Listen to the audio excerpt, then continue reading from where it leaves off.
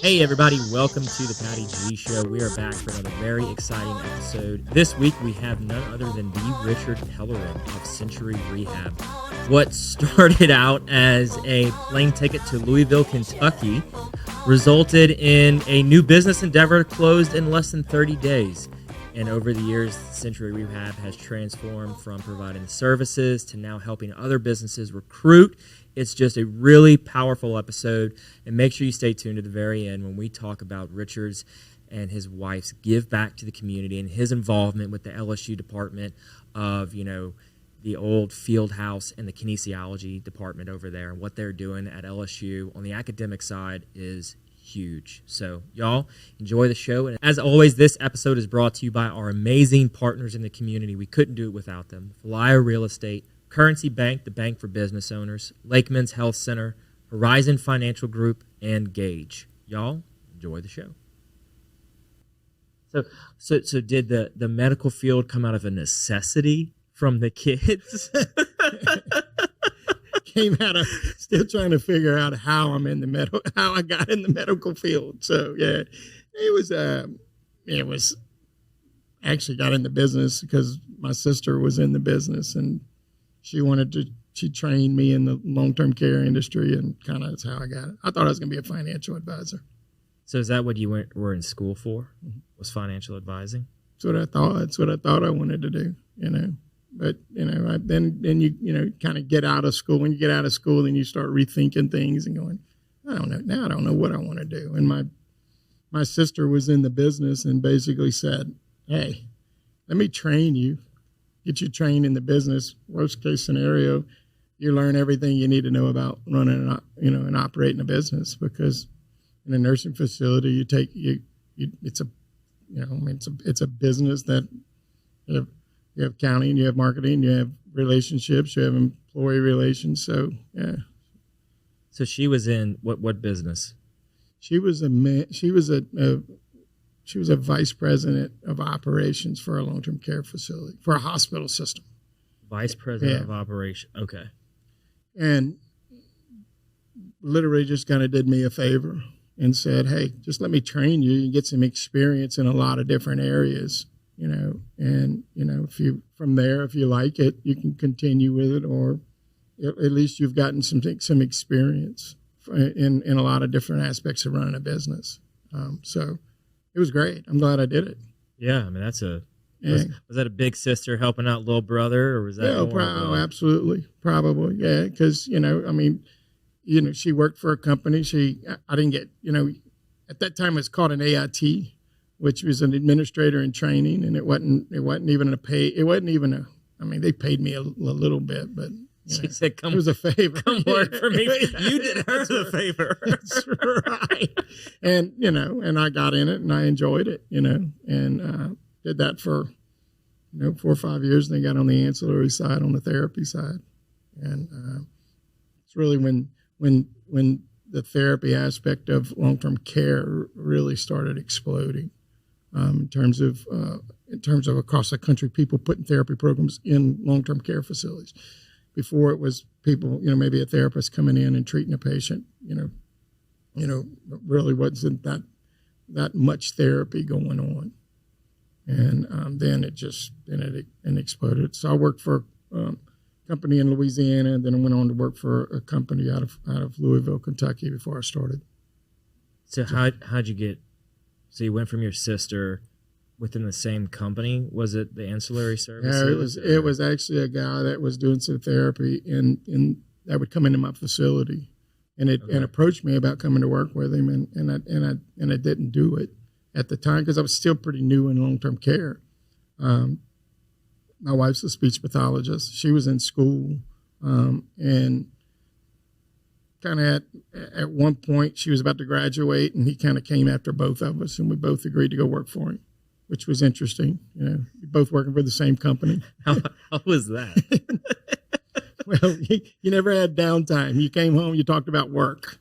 But it wasn't bad. It was. We were both new, really relatively new in the working world. We were young. We didn't have kids. We were making good money, and so it worked. You got a lot of on my side, she was a treating therapist, but on my side, I was in the operations of it. So I really got the opportunity to travel a little bit around the state of Louisiana, building a lot of relationships with facilities and meeting a lot of people, which was, long term, it was really good for my career. Yeah, especially in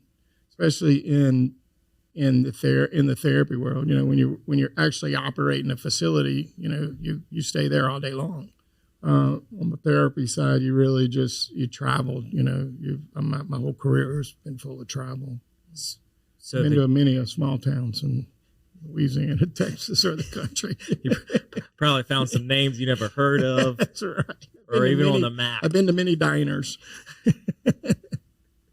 The diners are where they tell you what you're going to eat, and you don't really get the option. That's right. That's exactly right. You walk in, and this is what we're having today. And you leave there, and you say, this is the best meal I've ever had. Absolutely. I saw a commercial for a movie, and the lady who was playing the waitress, she was like, so what don't you want? And they're like, what do you mean? And they're like, well, what don't you want? You're either going to get, the T-bone with this side or this side, and you want tea, and you're getting tea. I wasn't asking. I'm telling you, getting tea. I went into one place, and it was a rib place, and they had a loaf of white bread on the table. And I'm like, can I have a menu? And she goes, we have ribs, and we have white bread. And I'm like, she goes, if you want a rib sandwich, you can put 2 ribs between 2 pieces of white bread. And I'm like, all right, I'll take the ribs. Interesting. There's a lot of interesting places in small towns that you can have really, really good meals or really bad ones. Well, so how often do the bad ones happen? Yeah, I mean, every once in a while you get some bad ones, but it's not that much. A lot of the small towns, I grew up in a family of 5 kids, so we always cook. My mom always cooked big meals, so there's always a bad one in there every once in a while. I did go into a store in a small town one time, and it said whole chicken dinner's 25 cents. I was like, that seems interesting. And I asked that guy about it, and he pointed, and on the counter right under this sign, there was a bowl of boiled eggs. And I'm like, never had that. And I've never heard that put that way. Good marketing there. That's right.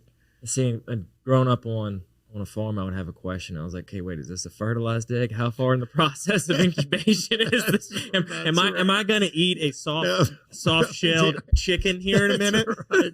Well, that could have very well. I didn't buy it. I said that's a good marketing pitch.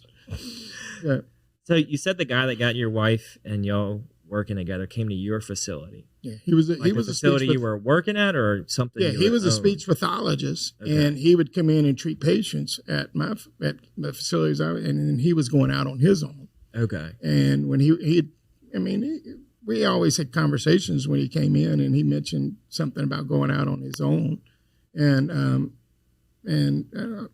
he had asked me to join. I didn't, and we always continued talking. So he gave me the introduction into the business, which, so you're always forever grateful for that.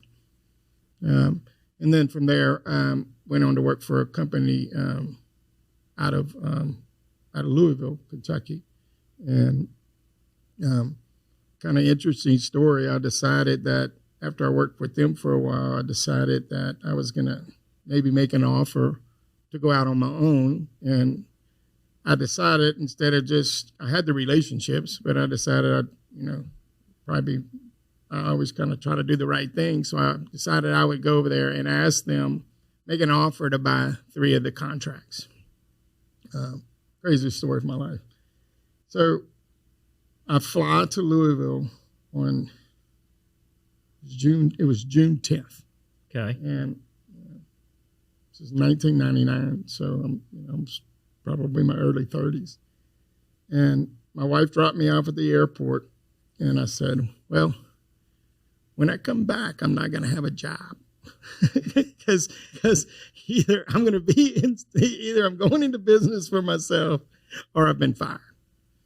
So go up there, go in the sea. This is a public company. Wait, Yes. did you lay that on her as she dropped you off, Yes. or did she Yes. know going to the airport what Yes. you were doing? Yes. She knew I was going to make an offer for bodies. Okay. So I go in, I sit in the CEO's office, very quick. He was very stone-faced guy. He asked me what I'm interested in. I tell him, and he goes, "Hold on." He calls the CFO in, and he goes, the CFO, he tells him what's going on. He said, CFO walks out, he goes, "Okay, I'll get back to you. Have a good day." So I flew up there, and I had about a 30-minute meeting, July 10th of 1999. So now I had a day trip planned. So now it's, what do? You just go back to the airport. Well, what do you do when you go back to the airport with too much time on your hand? And you're in Louisville, Kentucky. Louisville, Kentucky. So I literally, my wife picks me up, which that was probably a good thing. And the next morning, 8 o'clock in the morning, I get a call and says, "You got a deal, but we got to do it by July 1st. So June 10th, now you got to do it by July 1st. You got July less than 1st. 30 days to close. So never started my own business. I had to get health insurance. I had to put together billing systems. I had to put together everything. And June 1st of 99, went into business myself. My oldest child was born on July 22nd. So just imagine the world me and my wife were living in for the next 90 days. And she's still with me. That's quite a unit y'all have made together. Crazy. It was because I didn't go into it expecting a 20-day turnaround.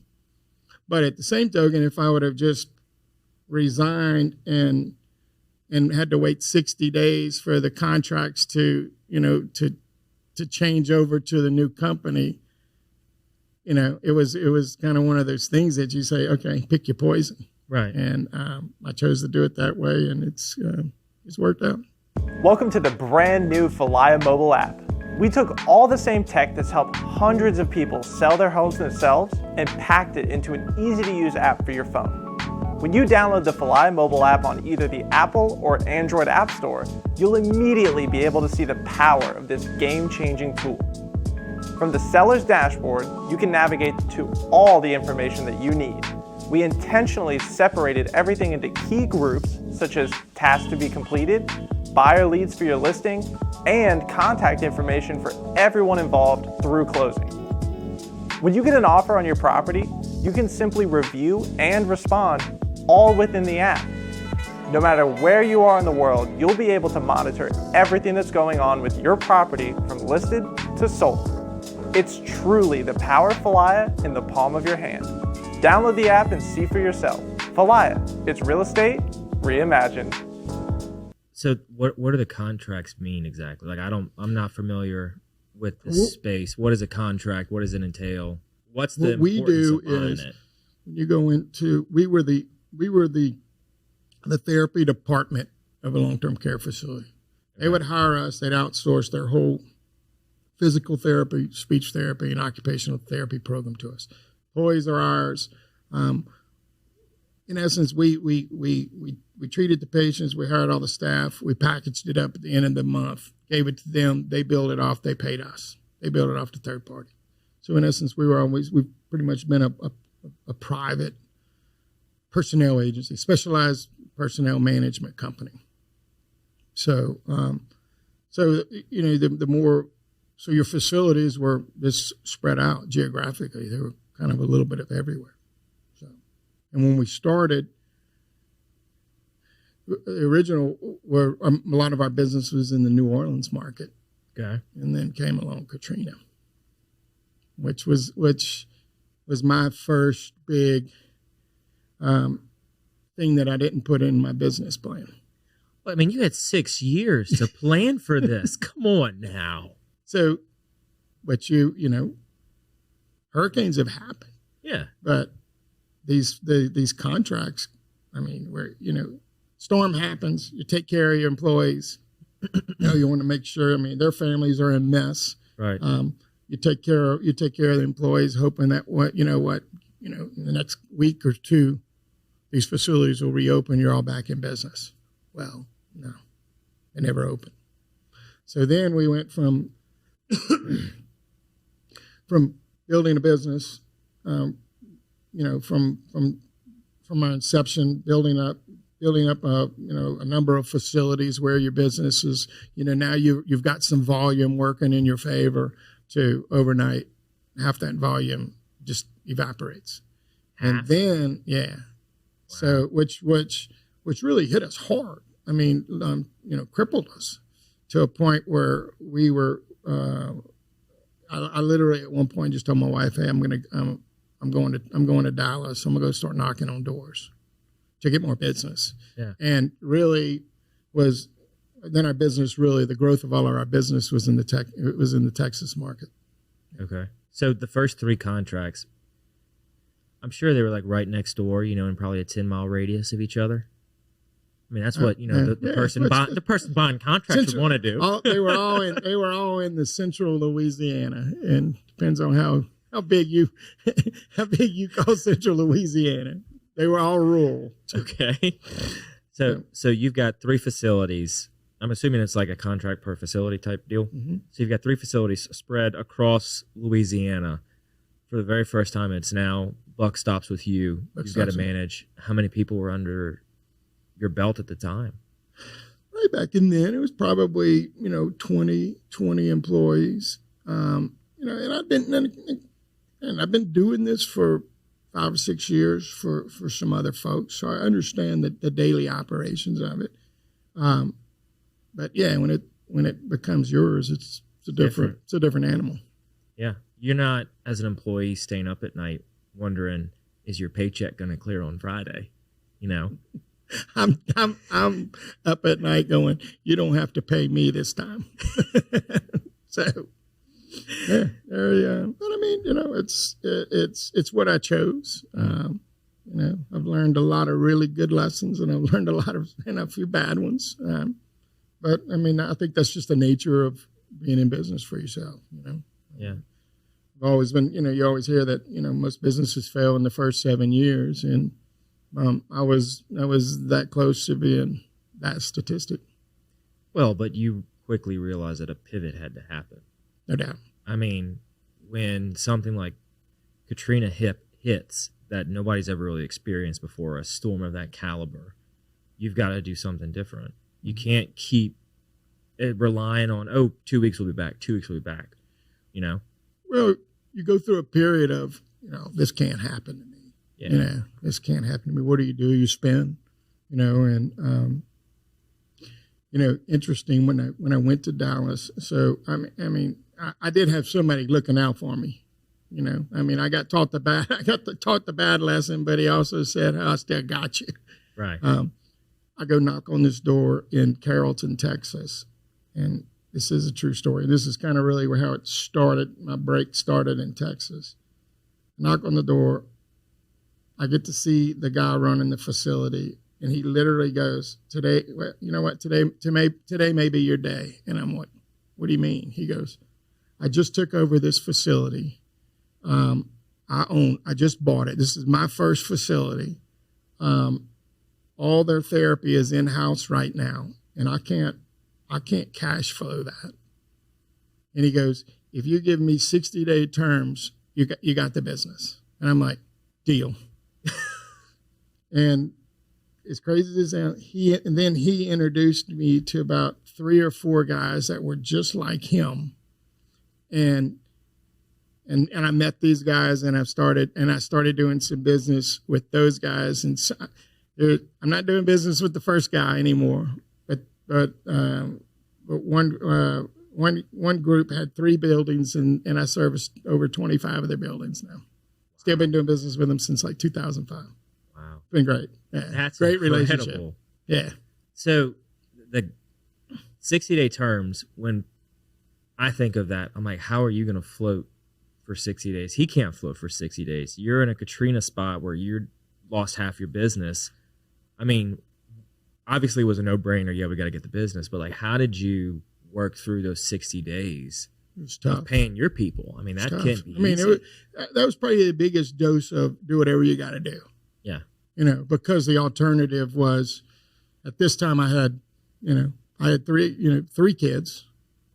My oldest, Connor was probably 5, 4, 4.5, 5, and I had another son and my daughter. So now it's like quitting was not an option. So you just do it, and it made it nice that some of this other business came on, and you had these guys that we were all young, hungry entrepreneurs that knew the problems that we were each facing, and we all took care of each other, and which was interesting because we're still very close friends today. And business partners, and it's interesting. Now I actually have some of the facilities that I actually own the facilities, and these guys operate them for me. So it's been a bit, So it's flipped now. Yes. So how did you go from almost closing in Katrina to then Dallas to now you're owning facilities with them Where did that come up? Once we started getting some volume and having some success, I had one client that now was me. He bought a facility, owned a facility, probably one of his first facilities. He started kind of going through a growth spurt, having some cash flow problems, which in turn slowed down payment to me, and I ended up going to him and saying, hey, why don't you sell me that building?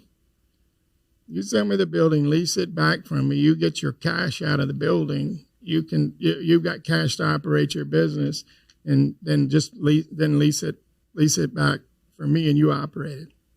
And that was the first one that I ever did that way. And then so now I own 4 facilities, but I don't operate them. Just a landlord. So, and are they just in Louisiana, Texas, or have they? Texas. So only in Texas. Only in Texas. Okay. So it's interesting. Yeah, it's definitely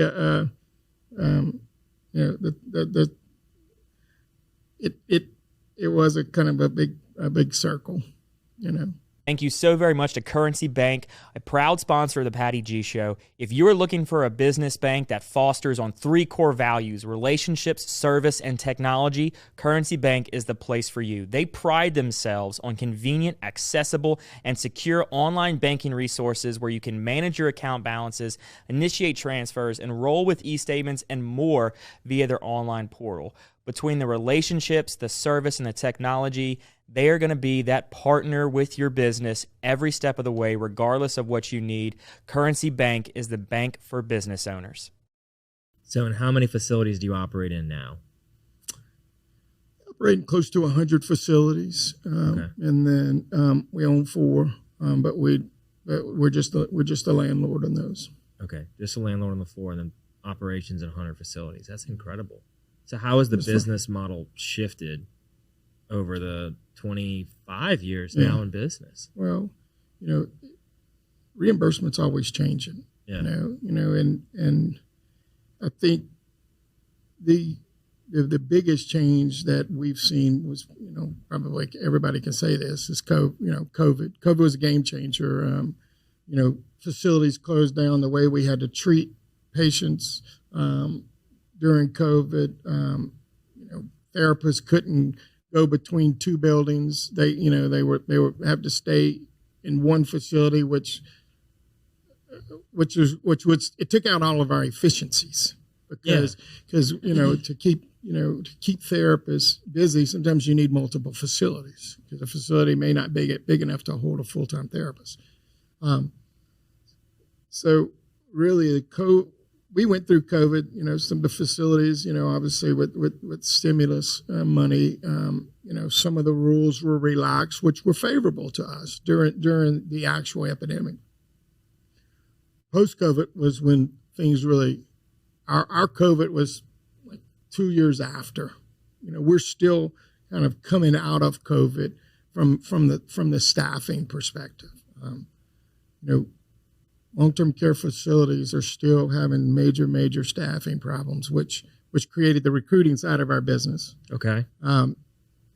We've always had a recruiting department because the reason we existed is because there was a supply and demand issue on therapists. We've always had the model for a recruiting company. Post-COVID, our clients came to us and said, "We've never had to recruit before. Can you help us?" So, because, if you think about a long-term care facility, and let's just take the non-skilled labor in a long-term care facility. Post-COVID, those people in that wage range, McDonald's is now paying more, Raising Cane's paying more. They're all paying these rates that long-term care suffered. So they went from post-COVID, when you may have $8 to $10 an hour employees competing with $20 an hour in some rural areas, $20 an hour at McDonald's. Yeah. So and a lot of these long-term care facilities never had to have recruiting departments because they if somebody left, somebody on the current staff knew somebody who would come and work. Yeah. The nursing industry has always been in a staffing issue. Now nurses are tougher to get. There was a lot of people post-COVID that retired early. There's some folks that we lost to death. A lot of different elements hit these facilities to a point where they were turning away patients because they didn't have the staff to take care of them. That's where our recruiting company we went out there, started helping folks, which branched our recruiting company out. Now we're recruiting nationwide for healthcare. Yeah. So when did you kind of implement the recruiting internally? Crazy story. I had a client that literally I was at dinner with them one night, had a meeting with them. When my meeting was finished, they were meeting with their recruiter, and they said, we're really struggling with this recruiter. And I said, well, you do know we've been doing that for 20-something years. And they went, really? And I'm like, that's why we're in business, because of the supply and demand in therapy. And had dinner with them that night. When I got to dinner, they literally said, would you take care of all of our recruiting? And I'm like, well, sure. Well, tell me, we can have a discussion on that. They said, we will write you a check today for you to take over our recruiting. And I said, I got you. I'll be at your office in the morning to pick up the check. And we've been doing their recruiting for two plus years. That's incredible. Yeah. So I think that part of entrepreneurship kind of has to happen is you have to recognize those opportunities and just realize we got to kick into gear and figure out however we can make it work. Right. No doubt. Well, the one thing the most consistent thing about healthcare is that it's going to be inconsistent. Reimbursement is going to change. As soon as you think you've got this figured out, there's going to be a change. So if you're not flexible and you don't have the mentality of I better roll with the punches, you're going to be dead. I feel like a lot more industries are now operating that way since COVID. Because like COVID hit, and then all of a sudden everybody's in a staffing crisis. There's not enough people to fill the jobs that are available. And I'm sitting here like, where'd everybody go? That's right. Where are they? Well, like I said earlier, I think a lot of people that were thinking about retirement retired. Okay. I think there's a lot of people that were in healthcare where COVID was rampant, and if people had, already had some type of illness or whatever, they could have gotten really sick. They could have gotten sick to a point that they passed away, and they're out of the labor market. Mm-hmm. The labor market shifted from where unskilled labor can go. They had more options, and we still don't have enough people in healthcare. We still don't, and it is across the board. You may not feel it in some of your bigger like the bigger hospital systems. They still have issues, not as bad as they used to, but there's a lot of people will gravitate. A lot of the employees want to gravitate to hospital systems. So long-term care struggles, but you get in some of these rural areas. A long-term care facility could be the largest employer in the county. This episode is proudly presented by Gage. Gage is a local company here in Baton Rouge, Louisiana. For over 40 years, Gage has provided businesses with the very best telecommunications, IT, and standby power services available. Gage has a variety of services, including Gage Cloud Voice. It is the last phone system your business will ever need. You need to give your business the ability to be accessible anytime, anywhere, and with Gage's cloud-based phone system, you'll be able to accomplish just that. Not only do they have Gage Cloud Voice, they have fully managed IT services that are proactive network monitoring, 24/7, 365, help desk, business continuity. They are there for you. What you're also going to need is some cybersecurity. Gage is there to safeguard your business from potential cyber threats, even when you aren't aware they exist. Gage also is power and leaders in standby generators. They are the #1 Cummins dealer on the Gulf Coast and provide generators to homes and businesses of any size so you can keep life going. Gage, better connected, a proud sponsor of the Patty G Show. So why do they shift to hospitals? I think the long-term care has always been, it's kind of probably why we existed as a therapy company. They're not, you got to, sometimes people, you may not live in those markets. You got to travel to them. The long-term care, you get sometimes some of the sicker individuals. So a lot of younger kids now coming out of school, they want to go into a hospital because they can get to maybe see patients in a lot of different settings. So they're trying to figure out what they want to do. On the staffing and the recruiting side, we use traveling therapists or traveling nurses that, they may come and do a temporary assignment for 13 weeks in a particular area, because they may be going, okay, I want to be a therapist. I want to try long-term care. I want to try, outpatient rehab, or I want to try, acute care. So you get a lot of different options out there. And I think the long-term care has always been on that. Hospitals have always been on the top of the food chain, and maybe long-term care at to the lower end of it. So there's more challenges there.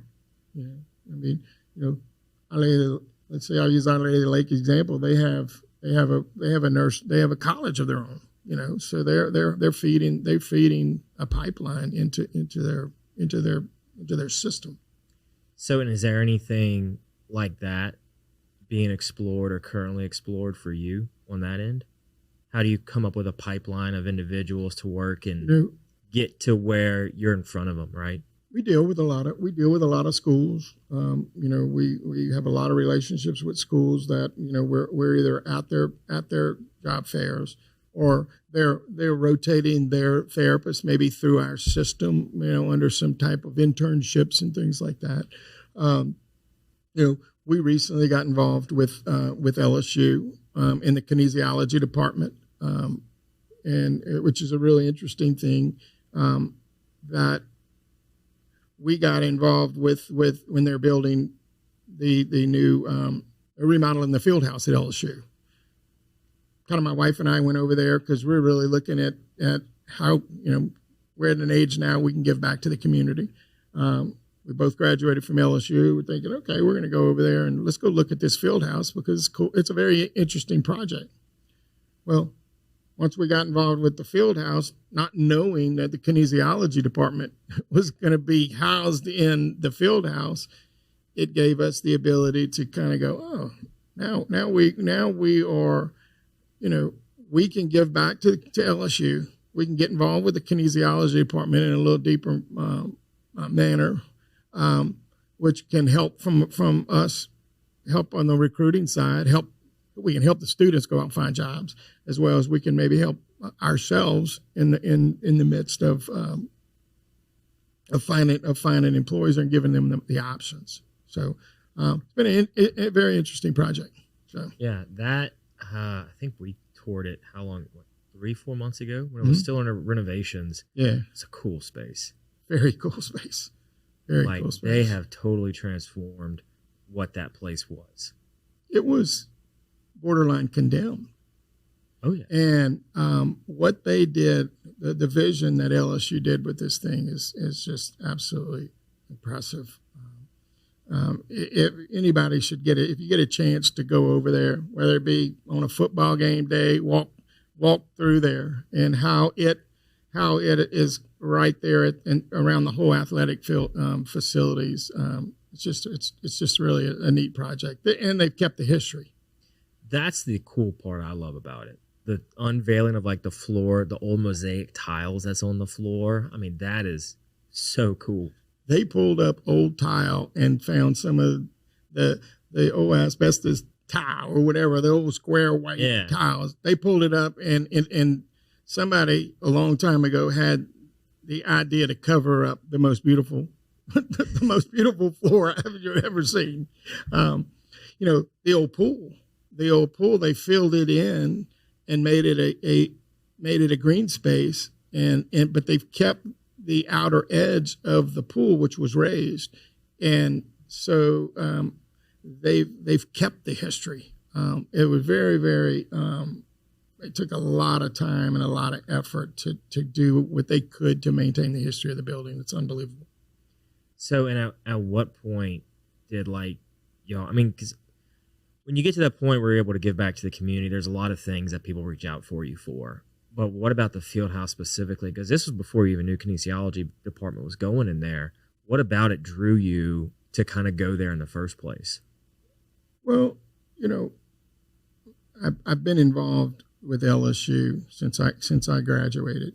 I have a son that was an athlete, that's played baseball. We've been around those facilities, whether it's baseball, football, basketball, our entire lives. So when it came time for us to kind of start thinking about what we want to do in terms of giving back to the community, our first stop was we went and toured the Children's Hospital at Our Lady of the Lake while it was under construction, and we learned so much about what they were doing, especially for the children population in Baton Rouge, was very, very impressive. And my wife and I got involved in that when it was under construction. LSU, we've always kind of done little things with LSU, whether it be from sports with TAF and things like that. So I had relationships, and so one day I was talking with the folks over at the alumni, the foundation, and they mentioned it. They said, you need to come check this project out. Just come see what we're doing.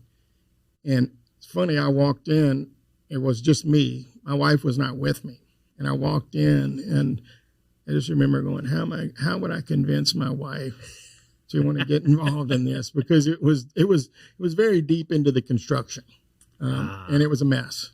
And you're like, wow, how can they transform it? It was hard to vision it. But the story was there. The story and the plan and the vision, what they were going to do, was there, and I'm like, I'm going to get my wife to come take a look at this. And when she came, she could see it, and it was real interesting because we got involved in the athletic training facility, which is deep rooted in kinesiology, and it had the kinesiology piece. It had athletic training, which our kids have been in sports all their lives. It was tied to LSU sports because there's kinesiology is the department is one of the biggest colleges at LSU, which also house the therapists, athletes, just a little bit of, and it was everything that we liked and enjoyed.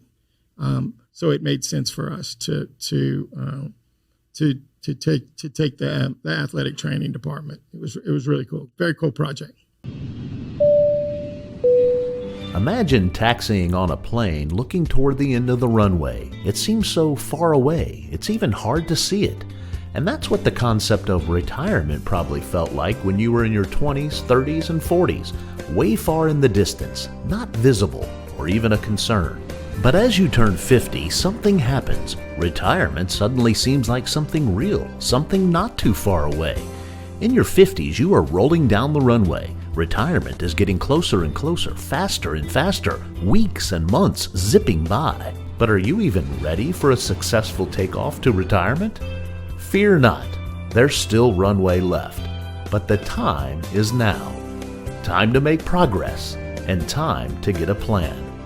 The Runway Decade will help you get organized, get energized, and give you the direction you need to take off to your desired retirement. The Runway Decade, building a pre-retirement flight plan in your 50s.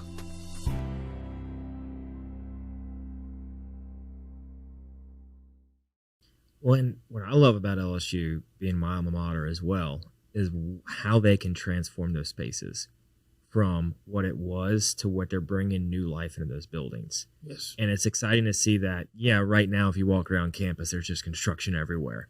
But knowing what they can turn that stuff into or bring back out of it brings me excitement. Well, it's interesting. I had a person ask me one time, how did you get involved in this?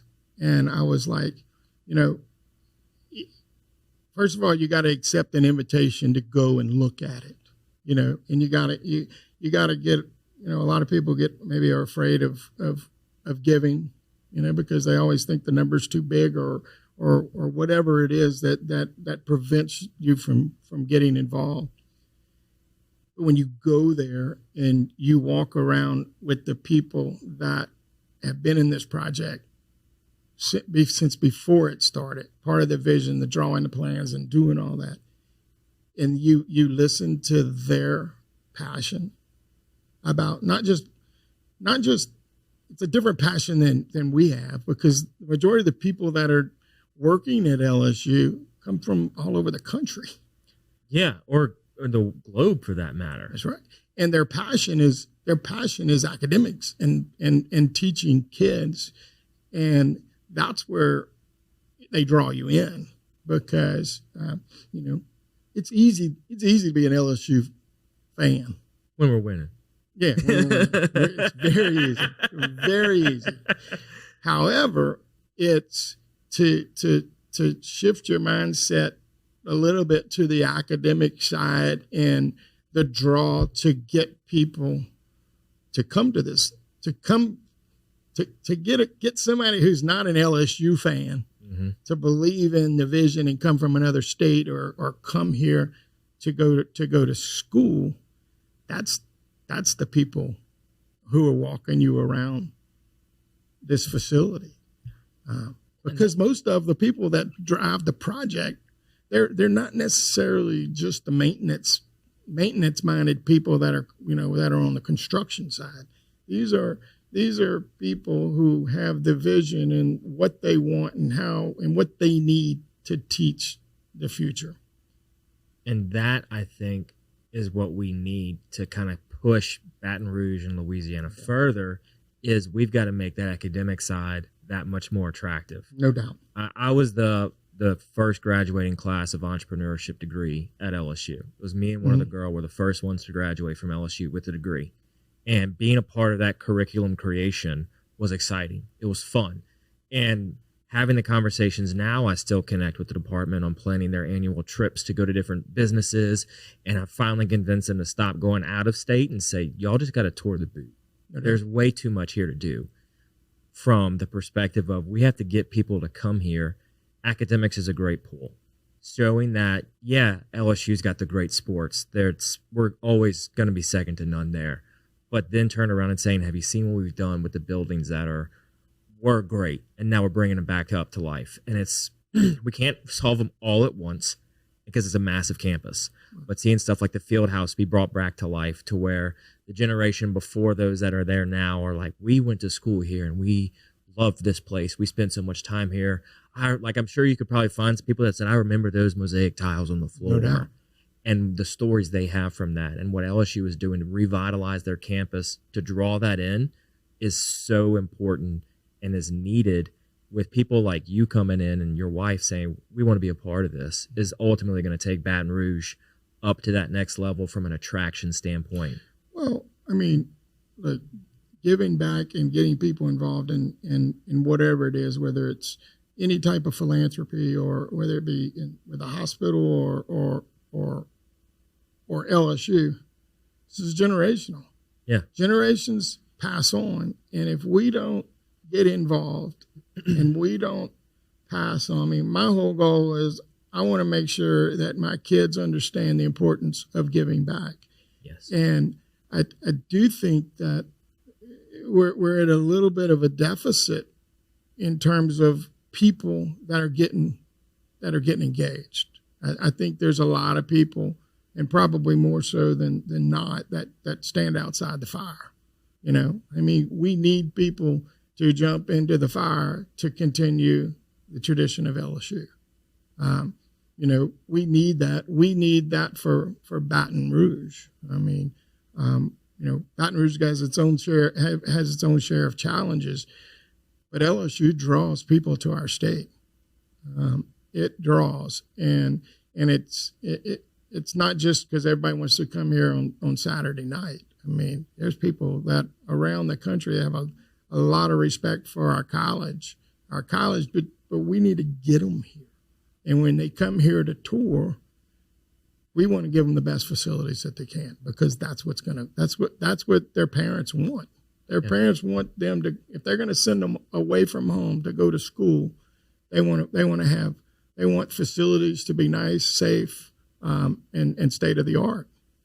And this Fieldhouse now is state of the art in terms of the stuff that they have. Oh yeah, I remember when it was still under construction. As we were walking around, I was like, "This is game changer." It's a game changer. And to your point of when the parents come in and tour, they want to see a place that's either state of the art now or in the process of building that up. And if they're bringing their junior, okay, in 2 years, what is this place going to look like? You know, because if we don't do it as LSU, our neighboring states are going to do the exact same thing, and then they're going to give the show, and they're going to attract people. So it's like we have to do the same thing in order just to compete.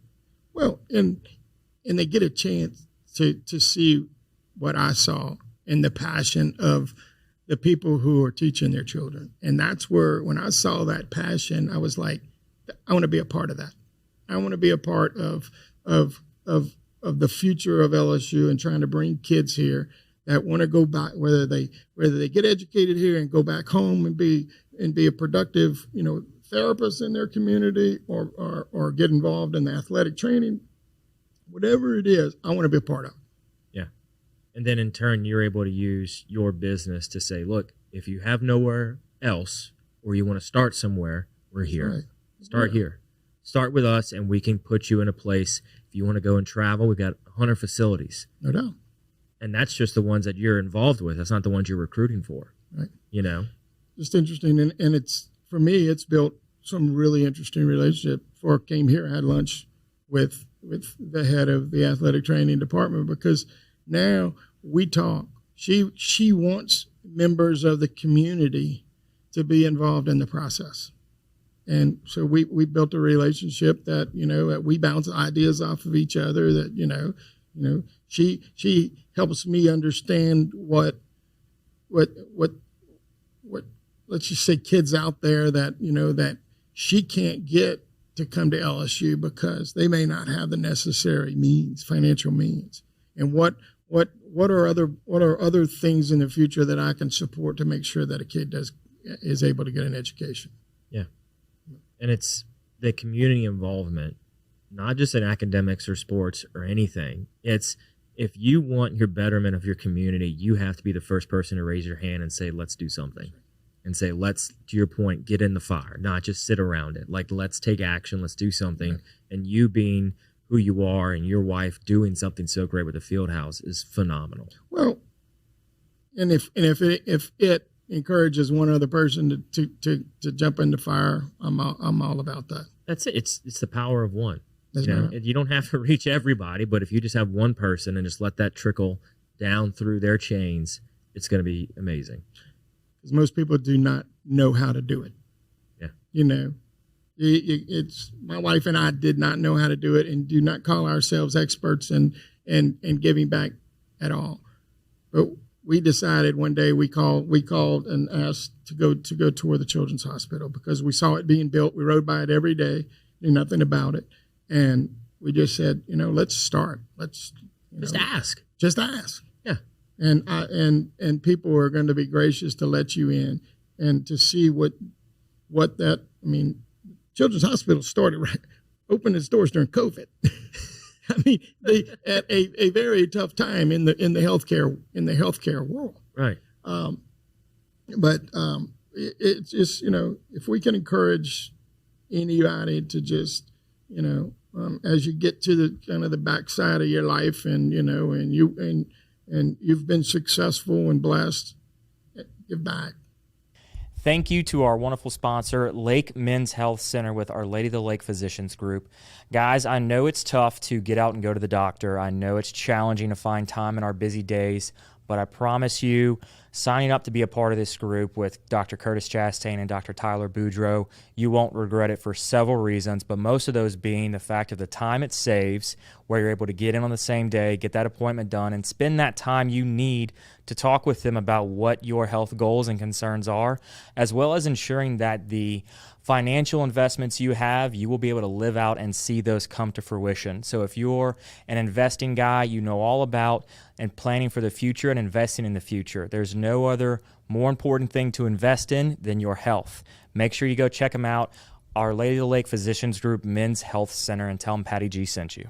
Get back. It's much more rewarding than you think. Yeah.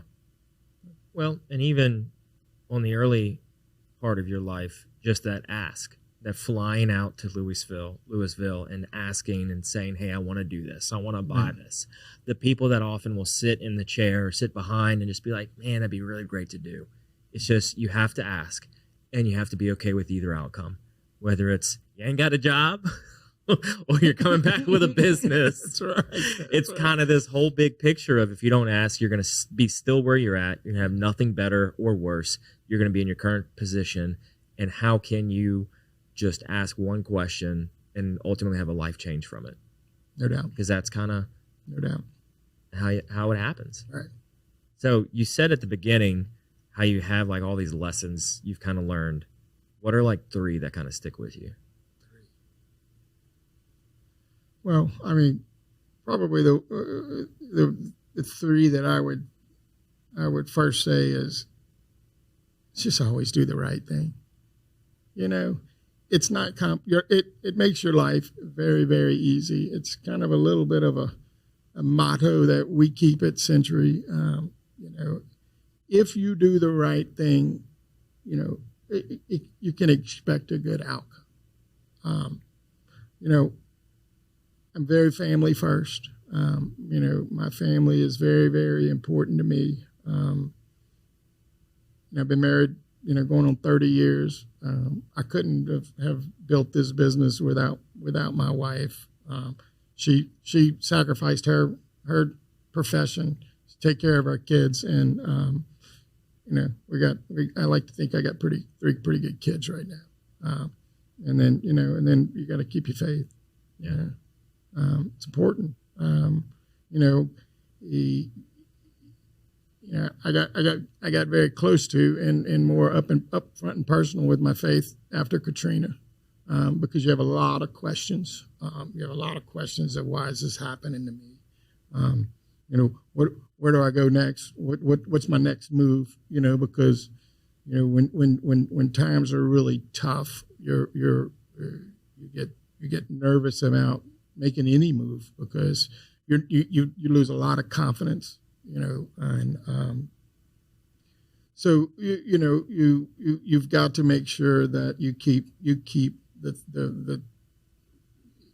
your life in perspective, and sometimes that's as an entrepreneur you're always wanting a little bit more. You're always there's always a new deal coming, and you got to learn to sometimes sit back and say, maybe I'll pass on this, but. I do think it's if you put your career in front of your family, something's going to break. Yeah. If you try to cut corners or and stay away from doing the right thing, something's going to break. And if definitely if you don't realize where put the whole world in perspective and realize where we all come from. Something's going to break. I think that kind of all just roots back to having a good foundation and a good core, and like everything else to kind of figure itself out. It's crazy to see when you look back on years of not necessarily doing everything the right way or not having that centered core. Is like at some point it all goes awry. But if you have that centered core and you remain true to who you are, you said it well. It'll all kind of play itself out. And so long as you're doing what you know is best, it's going to happen. One other thing too. I mean, you've got to have the right people around you. I mean, you got to. I mean, I didn't do all this on my own. I mean, I've had, the same CPA has been with me for 30 years. The same insurance guy has been with me for 30 years because they maintain the same core values that I do. Mm-hmm. So those were the guys who stuck with you through the tough times. Yeah. I mean, it's always nice to say, you can hold my payment. Take care of those things because we're gonna make it through this. Yeah. And we did. So that creates some pretty strong loyalty to those folks. Everybody's in the same boat. We're all trying to get to the same place at the end of the day, and it's how can we share paddles along the way. Mm-hmm. So I'm curious, what is something you did as a kid you wish you could still do today? Something I did as a kid. I know it's not trampolining. We resolved that. No. We retired the trampoline. When I grew up, my parents were split up when I was in seventh grade. So I went through a little bit of dealing with that as I grew up, and probably didn't get to play as many sports as I wanted to.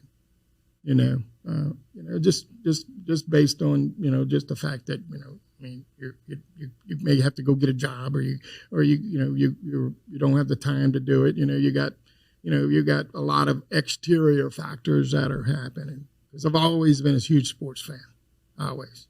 But it's really hard. I don't really have any regrets about anything in my life. Everybody takes a different path, just like you said, and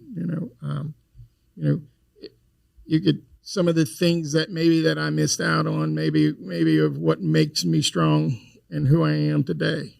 I think the good Lord, He writes a script and you just follow it. Yeah, as best you can. Yeah. And you got to. I tell my kids all the time. You got to trust the process. Yeah. But sometimes when you say that, everybody thinks that the process is always rosy and there's always good stuff. But no, you gotta trust the process in the down in the down cycle. Yeah. Because there's always going to be a down cycle. I've been in business for going on 25 years, and I've been in 2 or 3 different down cycles. in a current down cycle, still trying to come out of the COVID era. So the process is there's rocky times in the process, but you gotta trust it. Yeah, you got to know that it's not always going to be rocky. Mm-hmm. So, what is something you love about Baton Rouge? Oh God, the culture. You know, I mean, this is a perfect example. You can sit here and have a conversation about the things you love, and you know, you can always find good people in our culture. Can always find the good bright light. You know, at one point we were thinking about maybe moving to Texas, and one summer I told my wife, for the next 5 weeks we're going to go live in 5 different cities. You're going to bring the kids. I'm going to work at a city, and you're going to go take the kids, and you're going to go do fun stuff. And then we're going to decide where we're going to want to. At the end, you and I are going to put our heads together, and we're going to say, okay, this is where, if we have to move to Texas, this is where we're going to move. So we decided on a place, and I said, okay, I know 5 people that live over there. I'm going to call all of them, and I'm going to ask them their opinion. Every one of them ended our conversation with this: absolutely love this place, but we're eventually going to move back to Louisiana. And I went, really? And they said, there's no culture like Louisiana.